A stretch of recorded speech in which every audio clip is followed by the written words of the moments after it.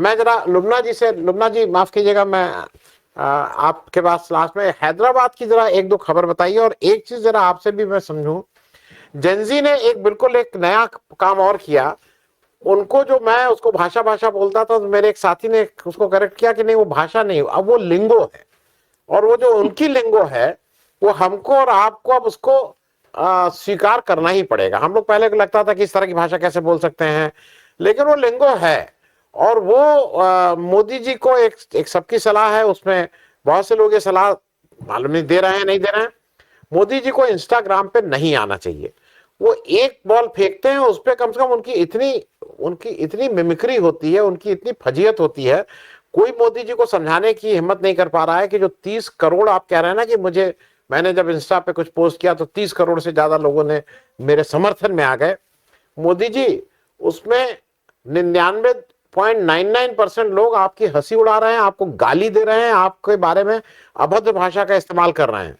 आप अगर उसको समर्थन मानते हैं तो भाई ठीक बात है, इसमें तो कुछ कहने की जरूरत ही नहीं है। मैं रुमना जी, एक तो हैदराबाद का थोड़ा बताएं, और एक चीज ये भी बताएं, ये पहली बार हुआ है किसी आंदोलन में जहां हिंदू मुस्लिम की कोई बात नहीं हुई, जहां पे कहीं से भी ओबीसी, बैकवर्ड, दलित, अपर कास्ट, लोअर कास्ट, ये सब बात हुई नहीं। शायद जेंजी ने बता दिया कि उनका धर्म और उनकी जात भारतीय है, और उनके जो समस्याएं हैं वो भारत की समस्याएं हैं अक्रॉस द इंडिया। ये बात मैंने पहली बार ऐसा हुआ कि कहीं ये सुनने ही में नहीं आया कि किसका क्या।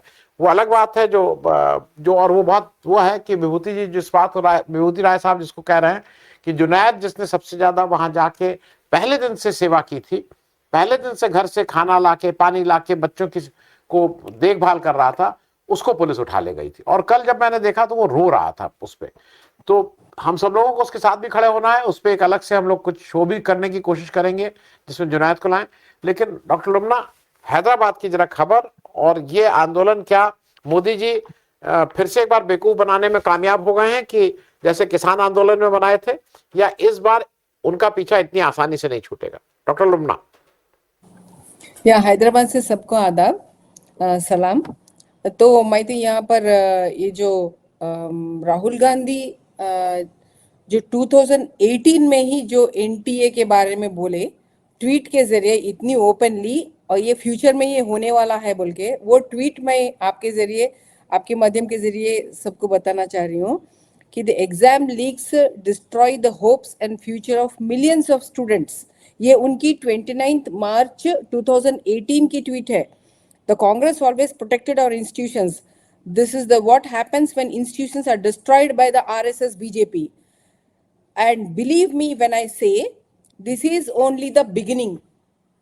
क्या बोल रहे राहुल गांधी 2018 में कि ये पेपर लीक्स, ये देख लो भाई, ये इंस्टीट्यूशंस पूरे ये लोग खराब कर चुके हैं और ये सिर्फ शुरुआत है बोल के 2018 मार्च में राहुल गांधी बता रहे हैं। तो कब से इनकी काम और इतनी डेप्थ की काम चल रही है।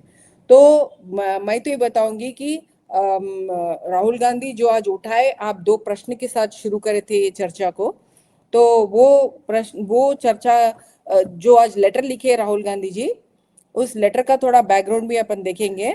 जुलाई 20 को जब ये हुआ था, उसी दिन की ये इंटरव्यू या उसके पहले उसकी जुलाई 20 की इंटरव्यू में लोकसभा के सामने, पार्लियामेंट के सामने वो जो इम्प्रॉम्प्टू प्रेस को बात करते हैं, तो वहां वो क्रोनोलॉजिकली लॉजिकली भी वो बताए कि धर्मेंद्र प्रधान को तो जाना पड़ेगा क्योंकि वो इंस्टीट्यूशंस पूरी बर्बाद करके 20 मासूम स्टूडेंट्स के जानों के हत्यारे हैं बोले, क्रिमिनल मिनिस्टर बोले। लेकिन ये भी बोले कि भाई जब लाठी कौन चलाया स्टूडेंट्स के ऊपर, ये peaceful, it was not an unlawful assembly, वो एक लॉफुल असेंबली के ऊपर जब लाठी, इलेक्ट्रिक बेटन्स और पेलेट गन्स और मास्क्ड पीपल, बैज नहीं सो पुलिस वाले, सिविल ड्रेस में सो, ये सब जो क्राइम्स हुए हैं, ये पुलिस जो है दिल्ली की, वो सीधा अमित शाह के अंडर है।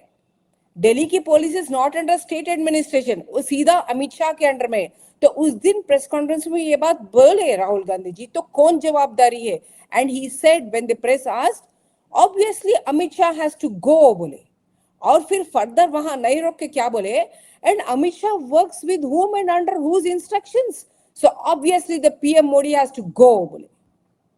These are the words on record by our honorable leader of opposition। तो उसके जरिए देश को जो जिस कब्जे में है, देश जो बीजेपी आरएसएस जैसी एक घिनौनी ख्याल वाले इन लोगों की जो संविधान में यकीन नहीं रखते, डेमोक्रेसी में, प्रजातंत्र में यकीन नहीं रखते, इनके क्लचस से, इनकी कब्जों से छुड़ाने की जिम्मेदारी एलओपी ले चुके हैं। उसके लिए वो पूरे छात्रों को आगे बढ़ा रहे थे। काफी लोग जो बेवकूफी से बोल रहे थे कि जंतर मंतर पे नहीं दिखे, नहीं दिखेंगे भाई, वो स्टूडेंट्स को आगे करने वाले नेता है वो। ऐसा नेहा बोरा को भी वो अपनी डायस देके बाजुक हाथ बंदे खड़े थे कि युवा बोले, वो है उनकी ऊंचाई। तो इसीलिए वो बेवकूफी थी जो लोग भी बोल रहे थे।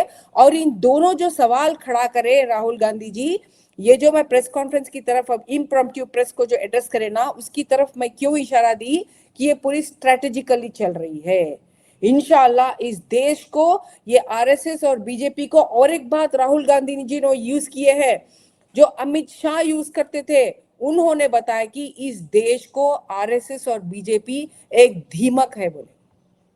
ये बात भी अभी यूज करे राहुल गांधी ने। क्यों? क्योंकि वो हर इंस्टीट्यूशन को अंदर बोले कि पूरी देश को और देश की सोसाइटी और इंस्टीट्यूशंस को अंदर से खोखला कर रहे बोले राहुल गांधी, इन्हीं 2 दिनों में बोले। तो ये जो बात बोल रहे ना, स्ट्रेटेजिकली वर्क चल रही है।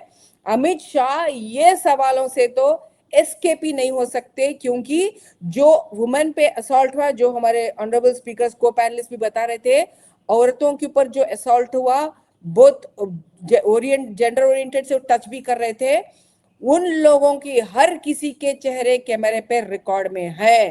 तो अमित शाह इसको एस्केप नहीं कर सकते। या तो वो खुद रिजाइन करे जैसे धर्मेंद्र करे, या तो उनको मोदी को निकालना ही पड़ेगा। तो ये बहुत ऑन रिकॉर्ड है। और AK-47 जैसी चीज अभी जो बिहार में हो रही है, और वहां पर ये जैसे बताया कि ऐसा वहां पर है। Now coming down to the main point, 152 papers ही केवल लीक नहीं हुए पिछले 10 साल में, 12 साल में। एक्चुअली नंबर राहुल जी बता रहे थे कि it can be more than 300, ये भी बोले ऑन रिकॉर्ड उन्होंने। लेकिन अभी 152 पेपर्स के नामों के साथ, दिनांक के साथ है अपने पास। तो उसमें क्या है प्रॉब्लम? जीरो कन्विक्शंस, जैसे बता रहे थे, there are zero convictions and it has impacted कितने लोगों को?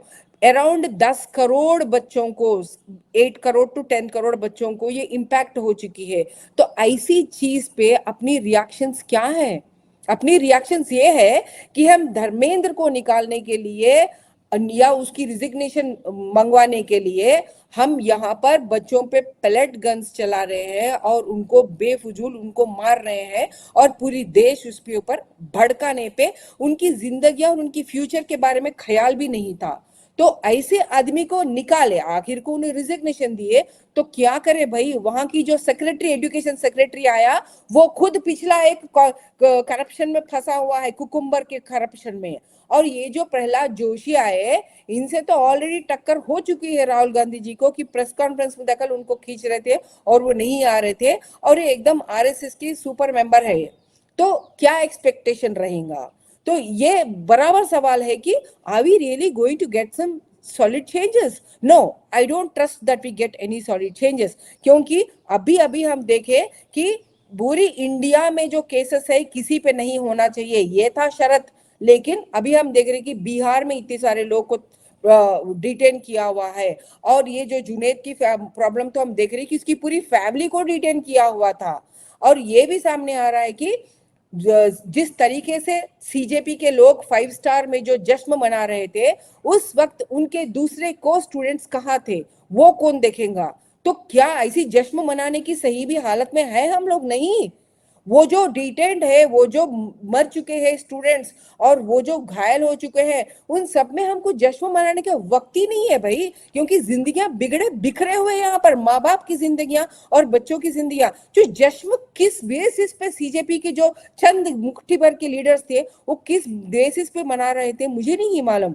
और ये कुछ पॉलिटिकल एनालिस्ट की जो बात कर रही थी मैं, वो लोग ये भी बता रहे थे कि एक आर्टिफिशियल अपोजिशन को, क्योंकि राहुल गांधी और इंडिया ब्लॉक की जो अपोजिशन जो उमड़ के आ रही थी सुनामी के जैसा, उसको दबाने के लिए या उसको साइडलाइन होने के लिए एक आर्टिफिशियल अपोजिशन को वहां क्रिएट किया हुआ है बोल के भी leading political analyst and social analyst बता रहे हैं इंडिया के।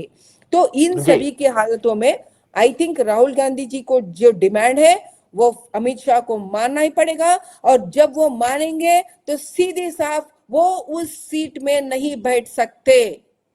देश को उनसे रिहा होना चाहिए। और जो लिबरल कमीशन की बात आई है और जो जस्टिस लोया की भी बात आई है, हर चीज की देश न्याय मांग रही है। ये कोई नहीं बुला है, nobody has forgotten what has been done over the past maybe more than 20 years। और ये ऐसे लोग हैं जो लोग बलात्कारी लोगों को वो लोगों ने फूल का हार पहनाया है। उत्तर प्रदेश से लेके गुजरात तक इन्होंने करके दिखाया है ये पूरे, और कश्मीर से लेके भी लोग करके दिखाए, procession in favour of the person who is doing the rape. So इन लोगों पे ना औरतों की भरोसा है, ना युवाओं की भरोसा है, ना मिनॉरिटीज की भरोसा है, ना युवाओं की भरोसा है। तो अब है किसकी भरोसा जब इनके लीडर के बच्चे खुद आके प्रोटेस्ट में बैठ रहे हैं। बात यहां जी तक आ चुकी है। सो आई जी थिंक तो अपोजिशन और भी बहुत स्ट्रेटेजिकली जाके इस देश को संविधान की पटरियों पे चलाने की बहुत ताकतवर बात होना चाहिए, with no compromise and only democracy, only people and only संविधान। जय हिंद।